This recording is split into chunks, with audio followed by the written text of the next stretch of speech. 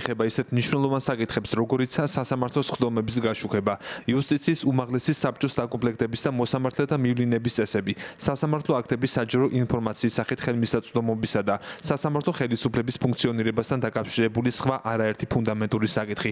აღსანიშნავია, რომ მითითებული საკანონმდებლო ცვლილებების დაჩქარებული წესით განხილვა არ იძლევა მასში სრულფასოვანი ჩართვის და მონაწილეობის შესაძლებლობას, რაც მნიშვნელოვნად აზიანებს საკანონმდებლო პროცესს. სახალხო დამცველი შეფასებით სასამართლოში გადაღების საკითხზე 2013 წლამდელი რეგულაციის შემოღება სერიოზულად გააუარესებს ქვეყანაში როგორც მართლმსაჯულების გამჭვირვალობის ხარისხს, ასევე მედიის მუშაობას სასამართლო დარბაზებში.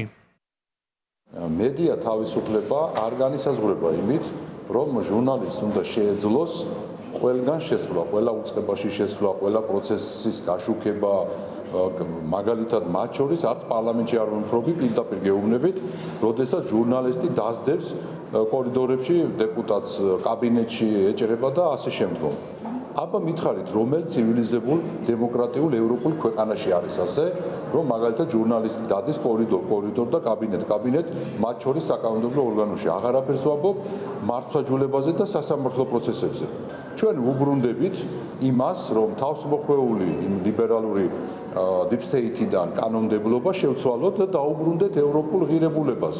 ეს არის ჩვენი იდეა, რომ როგორც არის წამყვან ევროპულ ქვეყნებში ცივილიზებულად, რომ ჟურნალისტს აქვს, რა თქმა უნდა, გაშუქების უფლება, მაგრამ არა ყველგან შესვლის უფლება. ეს არის მოცემულობა. აქედან გამომდინარე, რომ ზუსტად ეს ცვლილებები, რაც არის ადაპტირებული და რაც არის აპრობირებული ნებისმიერ ცივილიზებულ ქვეყანაში.